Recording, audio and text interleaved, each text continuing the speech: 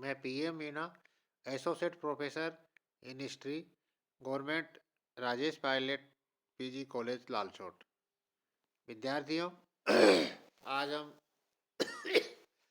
BA part second प्रथम प्रश्न पत्र मध्यकालीन भारत का इतिहास, इसके अंतर्गत आज हम मुगल साम्राज्य के संस्थापक बाबर, इसके बारे में चर्चा करेंगे।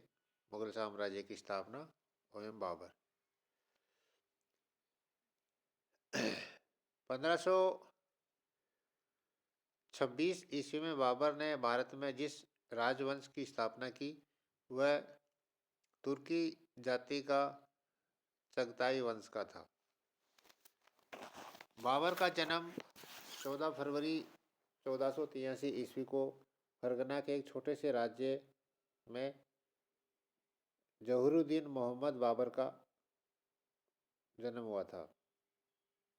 पितृवंश की ओर से वह तैमूर का 5वां वंशज था और मातृवंश की ओर से चंगेज खां का 14वां वंशज था। इस प्रकार संसार के प्रसिद्ध दो महान विजेता का रक्त उनके शरीर में मिला हुआ था। उनके पिता का नाम उमर शेख मिर्जा थे। उमर शेख मिर्जा की 1494 ईस्वी में मृत्यु के उपरांत बाबर 11 वर्ष की आयु में फरगना की गद्दी पर बैठा। जिस समय वह गद्दी पर बैठा उस समय से उसकी कठिनाइयां आरंभ हो गई। उनके राज्य में दो शत्रुओं ने आक्रमण कर रखा था, परंतु अपनी कूटनीति और दृढ़ता से उसने उनका सामना किया और उन्हें वापस जाने के लिए विवश किया। वह अपनी गद्दी को सुरक्षित रख सका। समरकंद को जीतने का उसका पहला प्रयत्न 1496 ईस्वी में असफल हुआ। 1497 में उसने पहली बार जीता, परंतु केवल 100 दिन में ही वो उसको अपने अधिकार क्षेत्र में रख सका। 1501 ईस्वी में उसने पुनः अपनी राजधानी समरकंद को जीता, परंतु इस बार भी उसे 8 महीने पश्चात ही उसे छोड़ना पड़ा। इसका मुख्य कारण अपने नेता सेवानी खां के नेतृत्व में उठते हुए उज्बेक जाति की शक्ति थी। सेवानी खां के नेतृत्व में उज्बेकों ने प्राय संपूर्ण मध्य एशिया को अपने अधिकार में कर लिया था। इस कारण बाबर मध्य एशिया की राजनीति में सफल न हो रहा था। बाबर ने 1504 ईस्वी में काबुल पर अधिकार कर लिया। काबुल में उसने अपनी शक्ति को संचित किया और सैन्य संख्या में वृद्धि की और 1507 ईस्वी में यहीं पर उसने बादशाह की उपाधि ग्रहण की। काबुल के शासन होने के पश्चात बाबर समरकंद को जीतने की लालसा समाप्त नहीं कर सका, क्योंकि वो उसके राज्य की राजधानी थी। अपने मुख्य शत्रु सेवानी खां की मृत्यु के पश्चात 1511 में उसने एक बार फिर समरकंद पर ही नहीं बल्कि बुखारा और खुरासान पर अपना अधिकार कर लिया। अब बाबर के साम्राज्य में ताशकंद से लेकर काबुल तक संपूर्ण मध्य एशिया का विस्तृत साम्राज्य आ गया, लेकिन बाबर इसको अधिक समय तक नहीं रख सका और 1512 में समरकंद पुनः बाबर के हाथ से निकल गया। यही नहीं बल्कि उसके पश्चात बदख खां को छोड़कर संपूर्ण मध्य एशिया का साम्राज्य बाबर के हाथ से निकल गया और 1513 में बाबर काबुल वापस आ गया। भारत पर काबुल के बाद में बाबर की नज़रें लगी, क्योंकि वो इस चीज़ को जानता था कि मैं मध्य एशिया में सफल नहीं हो रहा हूँ, और जो सफलता है वो भी इस तरह। तो अब चूँकि बाबर एक महत्वाकांक्षी व्यक्ति था और वो एक बड़े साम्राज्य की स्थापना की लालसा उसमें प्रारंभ से ही थी। 1503 ईस्वी में एक बुढ़िया ने तैमूर के द्वारा भारत में किए हुए आक्रमणों की कहानी सुनाई थी। तो उससे उसे भारत पर आक्रमण करने के जो एक प्रोत्साहन प्राप्त हुआ। और दूसरा, बाबर जब मध्य एशिया में असफल रहा तो भारत की ओर बढ़ना उसके लिए एक अपनी एक नीति का ही एक हिस्सा था। उत्तरी पश्चिमी राजनीति असफल बाबर को भारत पर आक्रमण करने के लिए प्रेरित की। बाबर का चरित्र और क्षमता उसे भारत पर आक्रमण करने में सहायक थे। बाबर युद्ध प्रिय, साहसी, कभी हार न मानने वाला और योग्य सेनापति था। बाबर के पास उस्ताद अली मुस्तफ़ा नाम के तुर्की योग्य तोपची थे। उनकी सहायता से उसने एक बड़ा अच्छा तोपखाना तैयार कर रखा था, जो भारत में उसकी सफलता का एक मुख्य कारण बना था। भारत की संपत्ति बाबर को लालसा को और ज़्यादा बढ़ा दी। आर्थिक दृष्टि से भारत संपन्न देश था और बाबर उसको प्राप्त करना चाहता था। और इसी समय भारत की जो एक राजनीति थी वो भी अच्छी नहीं थी, दुर्बल स्थिति में थी, जो बाहरी आक्रांता को या आक्रमण करने का अवसर प्रदान किया। भारत राजनीतिक दृष्टि से विभिन्न क्षेत्रों और राज्यों में विभक्त था। दिल्ली का अफगान सुल्तान इब्राहिम लोदी संपूर्ण उत्तरी भारत का बादशाह न था।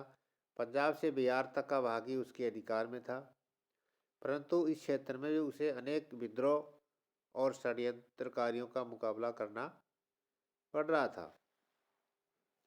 बिहार में लोहानी वंश के अफगान सरदार स्वतंत्र होने का प्रयत्न कर रहे थे और पंजाब में दौलत खां लोधी एक स्वतंत्र शासक के समान व्यवहार कर रहा था। इब्राहिम लोधी के चाचा आलम खां लोधी ने स्वयं दिल्ली के सिंहासन पर दावा कर रखा था। दौलत खां लोधी के संरक्षण में रहकर दिल्ली प्राप्त करने का प्रयत्न कर रहा था। गुजरात, मालवा और बंगाल में भी अफगान शासक ही थे, परंतु इनमें से प्रत्येक अपने अपने स्वार्थ और राज्य विस्तार की लालसा में लिप्त थे।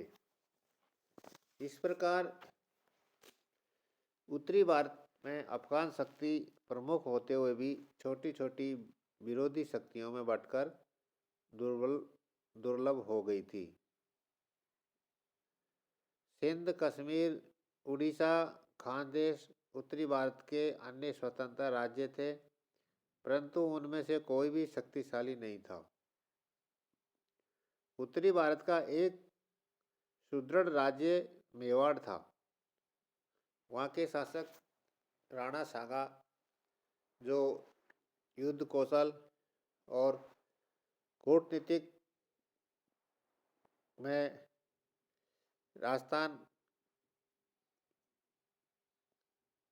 के राजपूत राजाओं को अपने साथ अधीनता में कर रखा था, बल्कि वो पड़ोस के गुजरात और मालवा के मुसलमान शासकों को भी दुर्बल करने के लिए प्रयत्नशील था। दक्षिणी भारत में विजयनगर शक्तिशाली साम्राज्य था, जो तत्कालीन शासक कृष्णदेव राय के नेतृत्व में अपनी शक्ति की चरम सीमा पर था। इस प्रकार भारत की राजनीति में उस समय एकता और स्थिरता का अभाव था। निस्संदेह ऐसी स्थिति बाबर के आक्रमण के लिए एक सुअवसर प्रदान कर रही थी। यानी भारत में भिन्न भिन्न शक्तियाँ, और वो भी संगठित नहीं थी। दिल्ली शासन के कुछ अधीन रहते हुए भी उसके खिलाफ भी विद्रोह कर रही थी, स्वतंत्र होने का प्रयास कर रही थी।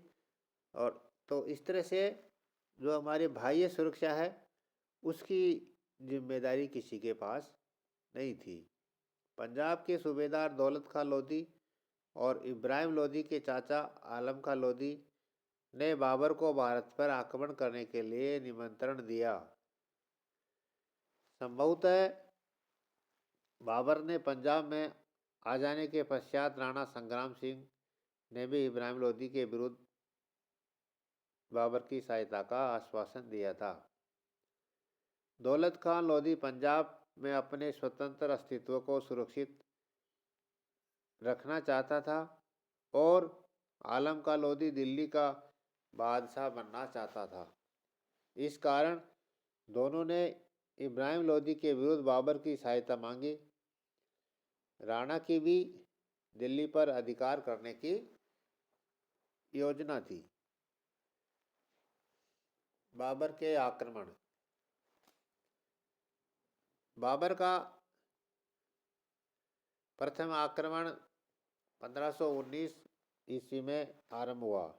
इस अवसर पर उसने सीमा के निकट दो स्थान बाजोरा और बेहरा को जीता और वापस चला गया। दूसरा आक्रमण सितंबर 19 में, इस बार बाबर पेशावर से वापस चला गया। बाबर का तीसरा जो आक्रमण हुआ था वो 1520 ईस्वी में हुआ और इस बार उसने पंजाब में प्रवेश करके सियालकोट और सैयदपुर पर अधिकार कर लिया। चौथा आक्रमण 1524 ईस्वी में हुआ। इस बार में बाबर ने लाहौर और भोपालपुर को जीतकर उसने पंजाब के अधिकांश भाग पर अधिकार कर लिया। तो ये चार आक्रमण तो पानीपत की लड़ाई के पहले ही हो चुके थे। और पांचवा जो आक्रमण था वो था पानीपत का युद्ध, जो 21 अप्रैल 1526 में। नवंबर 1525 में बाबर भारत को जीतने के उद्देश्य से काबुल से चला।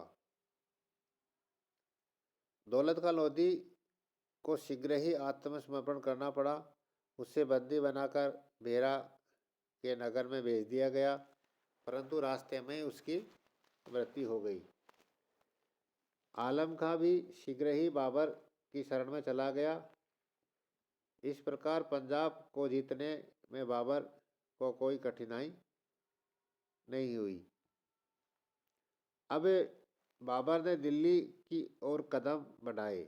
इब्राहिम लोधी उसका मुकाबला करने के लिए पंजाब की ओर बढ़ा। दोनों ही सेनाएं पानीपत के मैदान में एक दूसरे के सम्मुख आ गई। बाबर अपनी आत्मकथा में लिखता है कि उसने केवल 1200 सैनिकों की सहायता से इब्राहिम लोधी को परास्त किया, जबकि संभवतः इब्राहिम लोधी के पास 40,000 सैनिक थे। 21 अप्रैल 1526 को प्रातःकाल युद्ध आरंभ हुआ और दोपहर तक उसका निर्णय हो गया। युद्ध में बाबर की विजय हुई, इब्राहिम लोधी मारा गया और अफगान सेनाएं नष्ट हो गई। देखो, जो बाबर के पास जो 12,000 सैनिक थे वो सब सैनिक ही थे और उनको प्रशिक्षण प्राप्त थे। और जबकि इब्राहिम लोधी के पास जो 40,000 सैनिक बताई गई है उसमें अन्य सैनिक भी, मतलब सैनिकों और सरदारों की सेवा चाकरी करने वालों की संख्या भी काफ़ी ज़्यादा थी। तो इस तरह से जो पानीपत का जो प्रथम युद्ध हुआ उसमें इब्राहिम लोदी परास्त हो गया और भारत में मुगलों की जीत हुई। आज के इस वीडियो को अपन यहीं पर विराम करते हैं।